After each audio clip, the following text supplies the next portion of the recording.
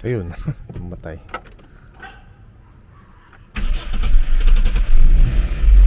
Sa mahirap i-start minsan. Parang naging hard starting na siya. Singaw nga. May konting, may ano no? Ganun. Isa pa. Hydrovac nga no? Ang dalawang problema ko ngayon book eh. Tapos meron naman 3 studs na hydrovac. Pero magpapalit ka rin ng master na 3 studs. Pero pwede daw yan. Oo, isa lang naman suot yan, yung master kasama mo. Oo. Bali, dalawa bibili mo. Isa Oo. mo, isang master. Ang problema, mas magastos. Kasi dalaw eh. Pwede kaya akong mag-drive ng wala hydrovac? Matigas na yung preno. Hindi rin advisable. Oo, siyempre, matigas sa pakan to. Delikado rin. Para kami nagano nito, manual na ano. Kaya kita tinawag kasi kailangan ko yung ano mo eh, second opinion mo eh. Kahit ito naman eh. Kaso maghahanap ka talaga. Mas makatipid ka mo naman kasi hydrovac lang bibili mo. Saka original pa na pang ano talaga. Pang para sa kanya kasi pagka yung tristed pang ano na yun. Big Pero body. pang Toyota pa rin naman. The next day.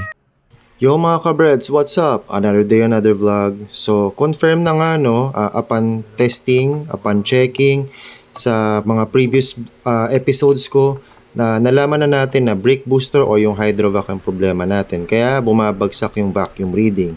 So, ito na guys, papakita ko na sa inyo how to remove the brake booster. And kala nyo guys, madali, pero medyo mahirap siya. Sana pagka hindi tayo flexible kasi susuot tayo sa ilalim ng brake pedal natin para makuha natin mismo yung pinakatornilyuhan niya.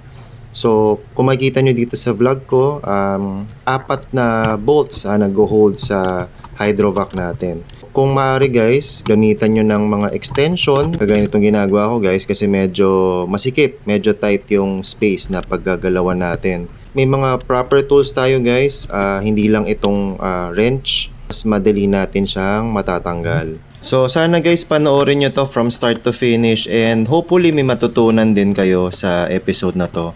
Panoorin nyo lang guys kung paano ko tinanggal yung hydrovac ni Breads. Ayan guys, so may pin lock ito sa gilid. Alisin natin yan. So yung pinaka pin dun sa may brake pedal. So yan ang tinanggal natin para mahugot natin to. At saka ito pala guys yung spring. Tanggalin natin. Okay, tanggal na natin yan. Ito na. Matatanggal na natin tong pin. Okay. So may butas to guys ito. Diyan nakahook yung spring, yung tinanggal ko kanina. Ito. Diyan nakakabit. Diyan nakapasok yan. Ito sa maliit na butas na yan. Okay, so natanggal na. Ayan, pwede na natin maalis yung hydrovac. Ito guys, ito yung sasabi ko sa inyo. Sa brake yan eh. Yung sensor ng brake, ito to, yan na. So, pag nakadikit siyang ganyan, hindi ilaw yung brake nyo. Pero pag nakababa siyang ganyan, iilaw yung brake nyo. So, suggest ko na lang guys, tanggalin nyo yung negative terminal ng battery kung magdi-DIY kayo ng hydrovac kasi continuous lang yung ilaw niyan. Pwede ma-discharge yung battery nyo. So, tanggalin nyo na lang yung negative terminal. So, ito yung sinasabi ko sa inyo. Much better if disconnect nyo na lang yung battery para wala na kayong problemahin na kalsuhan yung brake tsaka para hindi talaga gumana yung ilaw. So ngayon nandito na tayo sa harap, so kailangan natin tanggalin yung bolt nung sa brake master cylinder na nakakabit sa likod. Pag tatanggalin kasi natin to yung brake master cylinder, may tendency kasi bumagsak to yung pinaka cylinder. So gagawin na lang natin, kinalsuhan ko na lang nung isa pang tripod ko na ginagamit ko pang vlogging. Kapag tinanggal natin yung bolt, hindi siya masyadong bababa. Okay, para hindi rin mabend yung mga tubo. sprayan natin ng WD-40 lang yung mga bolts kasi most likely na stock up na siya tsaka may konting kalawang din para lang mag-loosen up yung bolt. Mas madali siyang tanggalin. Yun, tanggalan natin. Medyo matigas.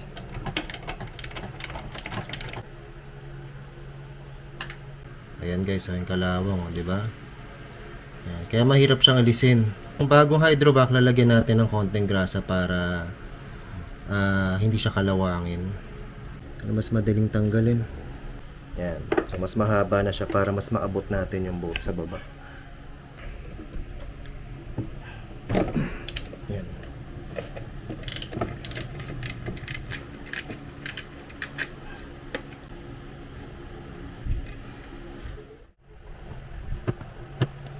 Simula kita. Simula.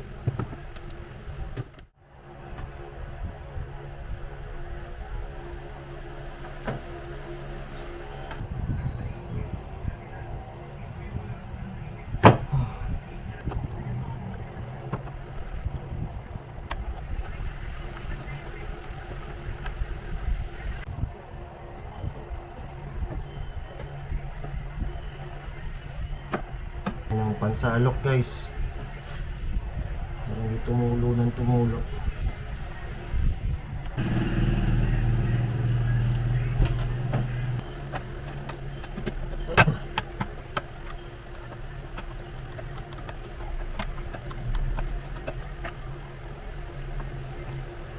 Yan. So para matanggal natin to.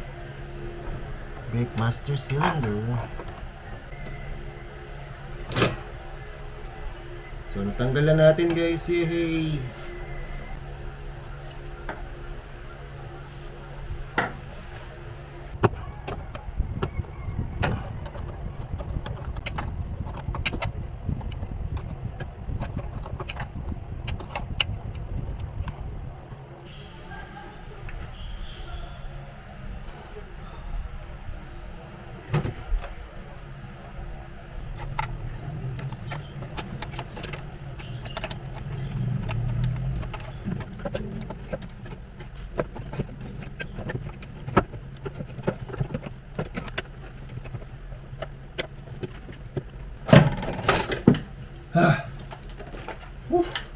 Bunot din. Shit. Grabe. Guys, natanggal ko na rin sa wakas. Ayan. Grabe. Back-breaking job. Medyo sumakit yung likod ko. Pero okay naman. Achievement pa rin. Kasi natanggal ko siya. So, hindi ko sure eh. Pero kung nakikita nyo dito sa camera, yung seal niya sa loob, yan, may punit na. So, baka ito yung nagiging cause ng vacuum leak galing dyan. So, siguro sa ano na rin, kalumaan na rin nung hydrovac. I guess, siguro more than 10 years na to. Wala kami idea kasi kailan napalitan eh. Dadali na natin to sa auto supply para makuha nila yung tamang sukat and sample kung gaano kalaki yung dapat para sa small body natin. Dadaling ko na rin yung master cylinder para ma-actual nila. Masample talaga nila na kung ano yung magkakasya para doon. So, tara guys, dali na natin. Pagod ako.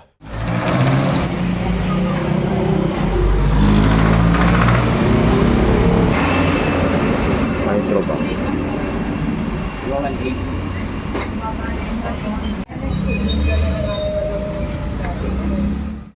So, kung magtatanong kayo guys ang price ito, ilalagay ko na lang sa description box. 2 studs, so meaning dalawa yung tornilyon sa harap. So, yung mga bago kasi, yung mga pang big body and love life, 3 studs na yung sa kanila. So, tanggalin natin to. Ito yung sa may brake hose. Tapos na ano siya, pwede mo siya i-move ganyan. No? Pwede mo siya i-turn. So, hindi naman siya agad-agad masira. Most hopefully. Pero may ano siya eh. Meron siyang rubber seal dito. So, hopefully hindi mag-degrade agad. Kaya, obserbahan natin ilang years to tatagal. Compare natin siya dun sa luma.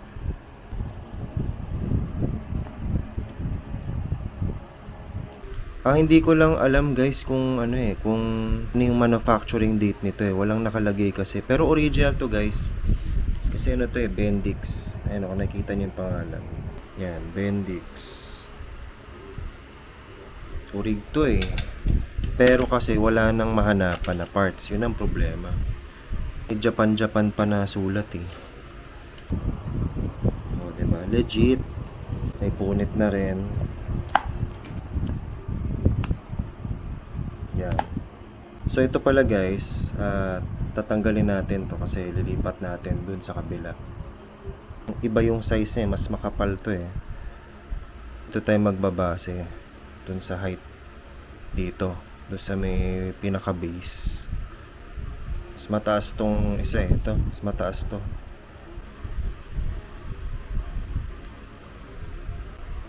So titingnan natin yung may adjustment natin dito. Ito to, kunin natin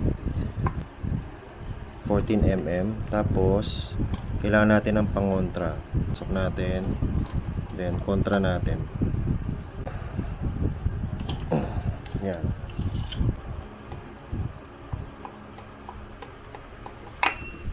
Kunin na rin natin tong nut. Ganito muna guys, pero yung pinakadulo kasi ng bolt, mahaba yung bolt nito. So back to the drawing board tayo tinry ko na siya i-fit doon sa firewall. So kinabit ko na siya kanina. Ang problema lang guys, masyado nga mahaba tong bolt niya.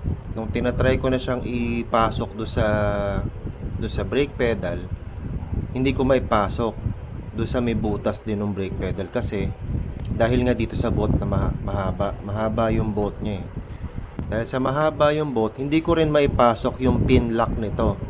Dito nakalusot sa dalawang butas na yan. So, hindi ko na maipasok yung pin, hindi ko pa maipasok yung brake pedal. Kasi nga medyo mataba yung bakal ng pedal. Dapat pumasok siya dito sa gitna. So ang gagawin natin dito guys, kailangan natin bawasan to. Itong sobrang thread na to. Inaabot ko na siyang gandulo yung bracket kasi nag-base ako dun sa dating level niya. Wala tayong choice kundi magka-cut tayo ng at least mga 1.5 cm. Ganyan tayo magka-cut out para lang magkaroon ng allowance yung natin, yung brake pedal natin. Hanggang dyan yung puputulin natin para pag ikakabit natin yung brake pedal mas magkasya na. So gagamit tayo ng lagaring bakal. Yung tawag ng papa ko, lagaring bakal, para maputol natin to.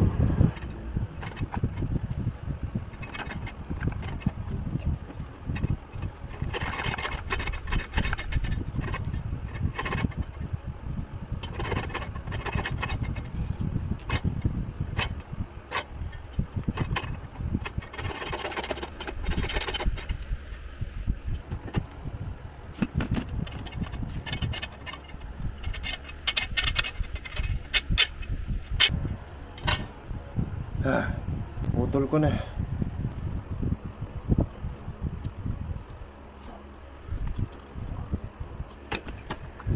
Hopefully magkasya na siya. Kasi ganyang haba. So medyo malaking pinutol natin. 1.5 cm para lang magkasya yung ikakabit nating brake pedal dyan. So let's try ulit. Try natin isalpak kung okay na siya.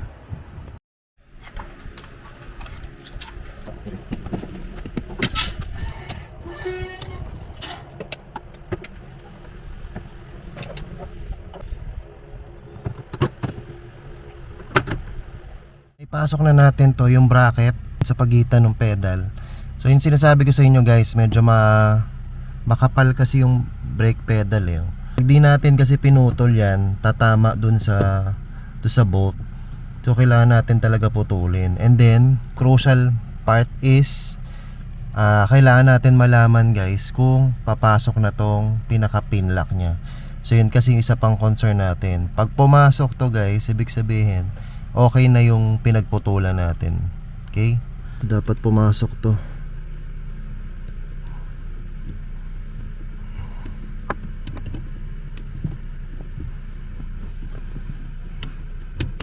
Ayun. Finally. Okay.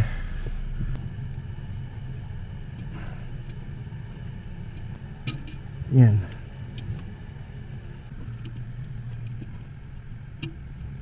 Yun.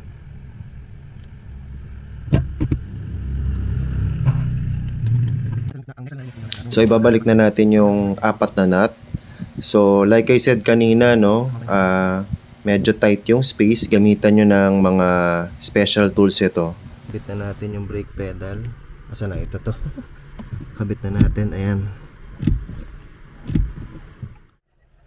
Ibabalik na natin tong brake master cylinder.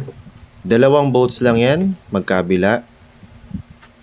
Much better kung lagyan nyo ng grasa yung thread nun para the next time na magpapalit kayo, mas madali na. Ibabalik na rin natin tong mga brake lines nang sa ganon, malagyan na natin siya ng brake fluid dun sa pinakabaso ng brake master cylinder. By the way, papalitan na natin tong brake hose ng silicone hose. Mas maganda to, guys, gamitin kasi long lasting yung pinaka-rubber niya. Hindi agad magde-degrade. As long as na gagamitin nyo lang siya pang vacuum lines. Ibig sabihin, hangin lang ang nagpa-pass through dapat dyan. Bawal ang fuel, bawal ang oil, or any dirt and grime. Pang vacuum lines lang siya. Lalagyan na lang natin ng DOT3 na brake fluid. So ito yung nilalagay ko sa kanya, guys. Kahit ano naman na brand, basta DOT3 kasi yung design nito pang DOT3 talaga.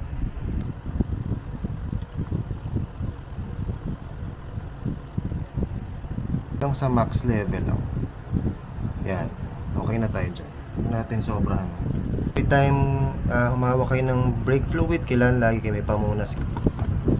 So bukas na umaga, guys, actual testing tayo. So hopefully mag-work lahat tong ginawa natin. Sana maging successful to. Tomorrow na lang, guys, kasi gabi na. And gabi kasi ako nag-work kasi yun lang yung time natin, tsaka presko pag gabi. Mainit kasi mag-work pagkahapon or umaga. The next day. Click nyo na yung negative terminal battery. Then double check ulit. Make sure na nakakabit na lahat ng vacuum lines bago natin i-start. So moment of truth to ngayon, guys. Pa-start ko naman yun nga, kaso lubog kasi yung pedal kasi may hangin. Pero i-bleed natin mamaya to para tumigas. Yan. Pero check natin yung sa vacuum. Pag tinapakan ko yung brake, titingnan natin kung bababa ng sobra. So okay naman, guys. Na-hold naman niya yung idle. Hindi naman na siya bumababa or hindi siya yung para nanginginig. So sabihin okay na yung vacuum natin. Gawin natin yung vacuum gauge.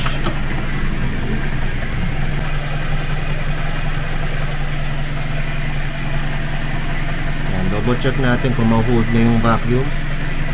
So last time bagsak yung vacuum niya nung nakakabit yung hydrovac natin. So around 19, 18, 17, 16 to 15. So late yung timing niya. Pero ngayon, ayan, na-hold na niya ng 21. So good indication yon ng ano natin. Good indication ng vacuum reading natin. So wala nang leaks whatsoever. Tsaka stable na siya. 2 weeks later.